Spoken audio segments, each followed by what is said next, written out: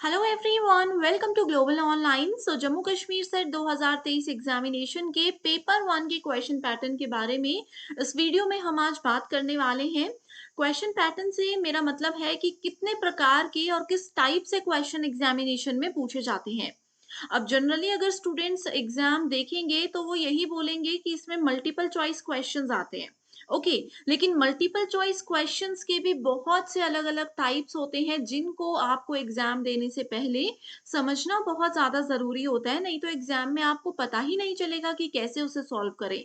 Overall paper one में आपसे लगभग 7 से 8 तरीके के मल्टीपल चॉइस क्वेश्चंस पूछे जाते हैं, जिनको सॉल्व करने का तरीका मैं आपको बताऊंगी इस वीडियो में कुछ स्मार्ट ट्रिक्स के साथ। आगे बढ़ने से पहले आपको बता देती हूँ कि एग्जाम को क्वालिफाई करने के लिए पेपर वन पे आप लोग ध्यान दीजिए, बहुत आसानी से इसमें आप 80 प्लस स्कोर कर सकते हो। इसके फाइनल रिवीजन के लिए हम कंप्लीट कोर्स लेकर आए हैं, जिसमें आपको फुल सिलेबस वीडियो लेक्चर्स मिलेंगे, जिसमें स्मार्ट एंड शॉर्ट ट्रिक्स के साथ सारे कॉन्सेप्ट्स आपके क्लियर कर दिए जाते हैं। Full syllabus notes, full syllabus mock test आपको मिलेंगे प्रीवियस ईयर क्वेश्चन सॉल्यूशंस के साथ ही 2000 प्लस एमसीक्यू क्वेश्चन बैंक हम आपको देते हैं, जिसमें आपको मिलेंगे most repeated questions and most expected questions, वो भी डिटेल्ड सॉल्यूशन के साथ। तो आप सभी स्टूडेंट्स गिवन व्हाट्सएप नंबर्स पर जल्दी से कांटेक्ट कर लीजिए। इस कोर्स के mock test and previous year questions में से एज इट इज जरूर आपको अपकमिंग एग्जाम में क्वेश्चंस देखने को मिलेंगे। इसके लिए आपको सिर्फ एक ही बार फीस देनी है, 2000 रुपए, एंड फ्री वीडियोस के एक्सेस के लिए ग्लोबल ऑनलाइन ऐप को डाउनलोड जरूर कीजिएगा। स्टोर सेक्शन पर सर्च बार में आप कोर्स का नाम लिखोगे, उसके ओवरव्यू के बाद कंटेंट पर क्लिक करते ही यहाँ पर आप फ्री डेमो वीडियोस देख सकते हो, मॉक टेस्ट आपको मिल जाएंगे। यूनिट वाइज फोल्डर्स हैं जहाँ पर theory lectures, MCQ lectures, mock test और नोट्स अवेलेबल हैं, जो कि एग्जाम ओरिएंटेड वे में बनाए गए हैं एंड आपको बहुत ही ज्यादा हेल्प करेंगे। इसी के साथ देखो, मैं पैटर्न के बारे में सबसे पहला जो क्वेश्चन रहता है वो बेसिक एमसीक्यू क्वेश्चन रहता है, जिसमें कि स्टूडेंट्स के सामने एक क्वेश्चन दिया होगा एंड उसके सिंपल से 4 ऑप्शंस दिए होंगे। ऐसे क्वेश्चन सॉल्व करना तो स्टूडेंट्स को आते ही हैं कि इसमें से एक आंसर करेक्ट होगा, ठीक है। ऐसे आप इसका करेक्ट आंसर देख सकते हो। दूसरे टाइप का क्वेश्चन जो होता है वो रहता है मैच द फॉलोइंग से रिलेटेड। आप सभी स्टूडेंट्स को इस प्रकार के क्वेश्चंस भी आते होंगे। तो देखो, मैच द फॉलोइंग में या तो आपके सामने इस तरीके से list one and list two दी होगी, या तो आप लोगों के पास इस तरीके से ऑप्शंस लिखे होंगे, आमने सामने नहीं होंगे, नीचे को भी लिख सकते हैं। तो आप लोग यहाँ पर ऑप्शंस को मैच करके पढ़ सकते हो। देखो, ये बेसिक क्वेश्चन में तो करेक्ट आंसर ढूंढना आसान होता है, लेकिन ये जो मैच द फॉलोइंग टाइप के होते हैं ना, इसमें आपको पहले ऑप्शंस को अच्छे से पढ़ना है और उसका जो मोस्ट प्रोबेबल आंसर होता है उसको ऑप्शंस में से मैच करके देखना है। इससे क्या होगा, आपको बहुत ही ज्यादा आसानी हो जाएगी क्वेश्चंस को सॉल्व करने में। ठीक है, तो इस तरीके के क्वेश्चन में पहले लिस्ट वन को अच्छे से देख लीजिए, फिर लिस्ट टू को अच्छे से देख लीजिए। फिर अगर एक आधा ऑप्शन भी आप मैच कर पाते हो एंड आप उस एक ऑप्शन में भी 100% श्योर हो, तो उस ऑप्शन में से भी देखो आप बहुत आसानी से करेक्ट आंसर को ढूंढ सकते हो। ओके, फिर इसी के साथ ये क्वेश्चंस भी पढ़ लीजिएगा, एग्जाम के लिए इंपॉर्टेंट है।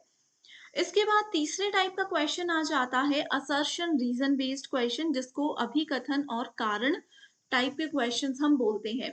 ये बहुत से स्टूडेंट्स के लिए एक नए प्रकार का प्रश्न हो सकता है, जो कि आपने पहली बार ही देखा होगा। देखो, असर्शन में एक स्टेटमेंट दी होती है और हमें पहले तो सबसे पहले इसको अच्छे से समझना है। उसके बाद हमें देखना है कि जो असर्शन में कहा गया है इसका कारण क्या हो सकता है। अगर असर्शन वाली स्टेटमेंट ट्रू है या फॉल्स है, ये हमें पहले पता करना है। उसके बाद हमें क्या करना है, इस ट्रू या फॉल्स को रीजन, इसके कारण के साथ रिलेट करना है। मान लीजिए ये स्टेटमेंट है, इसको हम फिलहाल के लिए मान लेते हैं कि ये स्टेटमेंट ट्रू है। तो फिर मैं बोलूंगी कि अच्छा, इसका कारण क्या दिया गया है, कि इस स्टेटमेंट को हमने सत्य बोला, जो इसका कारण यहाँ दिया गया है, क्या वो बिल्कुल सही है, इसका कारण जो दे रहे हैं वो सही है या गलत है। जैसे कि एग्जाम्पल ले लेते हैं, जैसे मैंने आपको बता दिया कि अरे पहाड़ी से धुआं निकल रहा है, तो आपने बोल दिया कि क्योंकि वहां पर आग लगी हुई है। तो इसमें कहा था कि पहाड़ी से धुआं निकल रहा है, तो मैंने बोल दिया कि सत्य है। बिल्कुल मैंने देख लिया, सत्य है, पहाड़ी से धुआं निकल रहा है। आपने रीजन दे दिया कि क्योंकि वहां पर आग लगी है। तो अब हमें देखना है दोनों स्टेटमेंट्स को मैच करके कि क्या ये दोनों एक दूसरे से जुड़ी हुई हैं या नहीं जुड़ी हुई हैं। ठीक है, तो दोनों स्टेटमेंट्स को जोड़कर हमें देखना होता है। एंड देखो ऑप्शंस दिए हैं। पहले तो आपको ट्रू या फॉल्स देखना है दोनों स्टेटमेंट में। Both assertion and reason are true. यहां से ही आपका 70% क्वेश्चन सॉल्व हो जाता है। अगर देखो असर्शन ट्रू है तो आपके पास 3 ऑप्शंस हैं। अगर पहले ही आपको लग गया कि अभिकथन वाली जो स्टेटमेंट है ये गलत है, तो आपको देखो आंसर ढूंढना कितना आसान हो गया। असर्शन ही गलत है तो ये 3 ऑप्शंस तो वैसे ही गलत हो जाएंगे।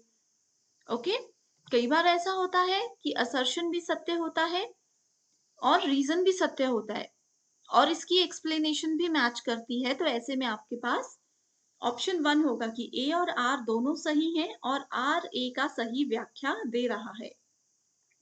दूसरी कंडीशन ऐसी हो सकती है कि असर्शन तो सही है, रीजन भी सही है, लेकिन असर्शन से जो रीजन है वो मैच नहीं हो रहा। स्टेटमेंट तो सही है लेकिन वो कुछ मेल नहीं खा रहा। तो ऐसे केस में आपको ये बोलना है कि ए और आर दोनों सत्य हैं, लेकिन रीजन ए के साथ कुछ मैच नहीं हो रहा, उसके साथ कुछ सही नहीं बैठ रहा है।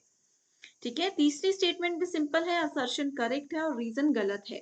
तो इस तरीके से 4 ऑप्शंस होते हैं जिसकी मदद से आप आसानी से क्वेश्चंस को सॉल्व कर सकते हो। अगर अभी भी कंफ्यूजन है तो मुझे कमेंट करके बताइए, मैं आपकी हेल्प करूंगी। ठीक है, सेपरेट वीडियो लेकर आऊंगी जिसमें इन क्वेश्चंस को हम सॉल्व करेंगे।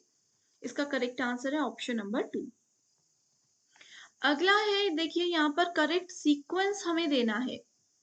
अब अफेक्टिव डोमेन हम लोगों ने पढ़ा है। ब्लूम्स टेक्सोनॉमी में 3 प्रकार के डोमेन होते हैं। ब्लूम के वर्गीकरण में 3 डोमेन होते हैं, जिसमें एक अफेक्टिव डोमेन होता है जिसको भावनात्मक डोमेन कहते हैं। उसमें 5 स्टेप्स होते हैं। वो 5 स्टेप्स हमने डिटेल में डिस्कस किए हैं। इसमें से देखो क्वेश्चन आया कि उन 5 स्टेप्स को अरेंज कीजिए, एक करेक्ट सीक्वेंस में इनको सही क्रम में रखिए।